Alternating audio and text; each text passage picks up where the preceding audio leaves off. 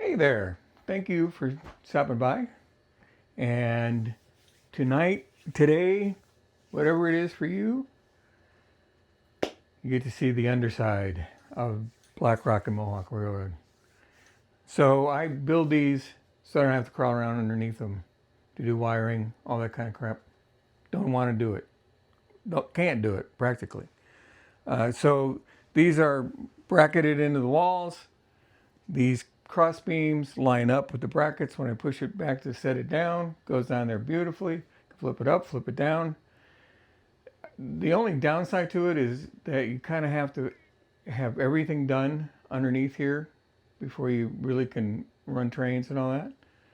But it's not, at the end of this, I got a kind of a crazy idea that'll make things easier, because there's one area where you may want to add something and I don't want it to be a problem. So I'll show you that here in a minute. But we're going to get close up here. I'll show you how the wiring for the track is done. Wiring for the turnouts, switch machines are done. I've got a bunch of wires up here, dingly dangly, that are going to be for other turnouts that are not going to use switch machines, because it'll be real close to me when you drop this down. I'm just going to use a hand throw, but I like to have the frog juiced with the right positive or negative. So I've got a little switch that I'm going to use to do that.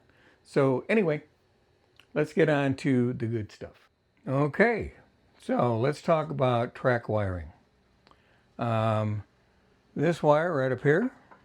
Oh, look at this. Oh yeah, that'll work. A little thumb. Got a little plug here. That's a female. Let me see if I can get down here.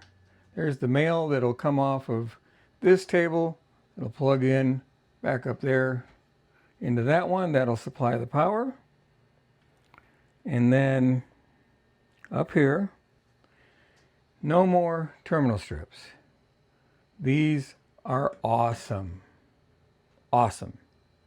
So the power comes in, and these middle two continue the power into this one. There's two tracks. This is the far back track that's on by the black backdrop, and then this is one that is in the train yard. And so we got power to them, continued over here. We'll get to where this goes in a minute, but then it continues all the way down on the other side. But while we're here, we'll talk about what is this going to do. So for the turnouts, you need power to these switches. If you have the Walther's turnouts or similar ones, you can use these micro switches that are they're on both sides actually, and you can bring into this wiring from here. One will go to this one will go to that one, a positive and a negative, positive and a negative. And then that wire right there is to the frog, just like this wire is to the frog. So that's taken care of. Now I'll go back up here. This is a track line that is for parking of engines, locomotives. And I don't want that always powered. There's one here. And let me move something here. And we'll move down all the way here. And that's another one. So the power for those two is going to come from right here. The power will be off. It's actually, if I can bend down here,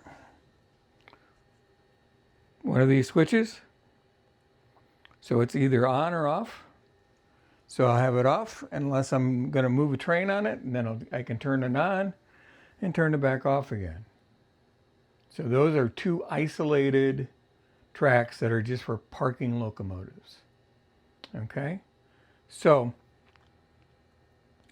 As it comes along here, I have all these dingy danglies. I'm going to get to that in a minute. But this track here is the one that is isolated close to me.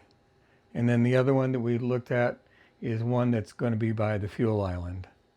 So the whole track comes here and actually ends up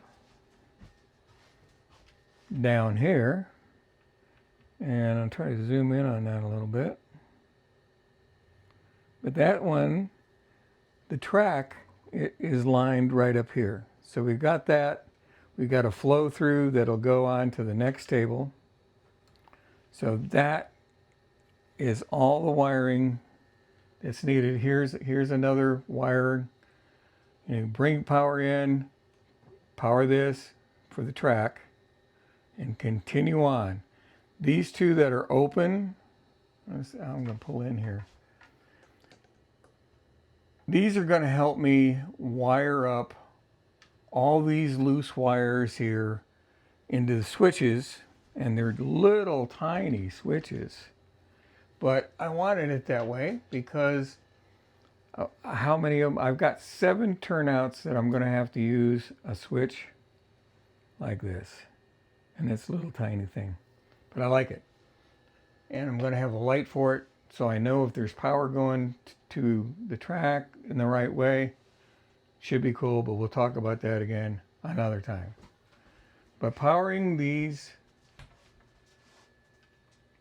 switch machines, so these two go here, it continues over, and then there's 3 more over here.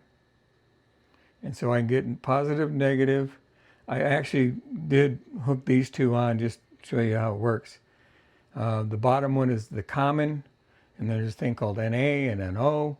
Basically, you just have to figure out which one of those is correct when the switches are turned so that the frog has the right polarity and you don't have a short. Okay, so this one can take care of all 3 of these because it's not going anywhere else. Now, these require power, and there is a micro board right here that is from Walthers, and this is what you use to power all of these. Now, you'll see there's 3 wires hanging here, and the wires come back, and there's 1, there's 2, and there's 3, and now I've what's called daisy chaining it. They say you can use up to 4 in a daisy chain. I went an extra step just to be careful, and so there'll be 3. So these are just hooked up in a daisy chain. So it's just boom, boom, easy peasy. I'm going to do a video about these and how you do that wiring in another video. So now you have some idea of how much, I mean, seriously, compared to terminal strips, that is not bad. This is the cleanest I've ever had one like this. So now the only other thing is lights. I bought lights for this. And I noticed in my first table that, sometimes you want more lights. I'll do a video about how the voltage of lights and all that work. But basically, my idea is rather than having a PC board down here or a terminal strip, whatever you want, to power those lights, I don't want it to be down here. I want it to be where I can get to it. So my crazy idea is if I have a building, which I do, the maintenance facility on here is real close to the edge. And if I dug out in the foam underneath of that building, a little smaller than the actual footprint, and put the PC board that I'm going to use for lighting there, that means all I got to do is plug the lights in, make a hole, drop wires down through there, glue it in place, reach underneath, bring the wire up to that panel board, and then I can do all the wiring all at once. And if I want to add lights, I'm not crawling around underneath the layout. Now, I don't know if that's going to work, but in some way or fashion, I'm going to be able to add lighting without a problem. So that's my crazy thought for today. So this is what it looks like when you can just take away, all the stuff that you have to do underneath of the table. It's tedious, and if you're older like me, this is totally a blessing because you just don't have to have everything done from underneath the table on your back. You can do it now, get it all wired up. Now, like, for example, tomorrow, I'm going to lay this down. I'm going to plug it in, and I'm going to run a trains around there and make sure everything works right from the get-go. Obviously, the wire, not the frogs won't be powered, but I've got some good engines that most of the time can make it past the frog. So that's what I'm going to try to do. I want to make sure that if I need to add more feeder lines, I want to know now and not when I'm done with this table. But we really appreciate y'all. And we will see you soon in the next video. Bye-bye.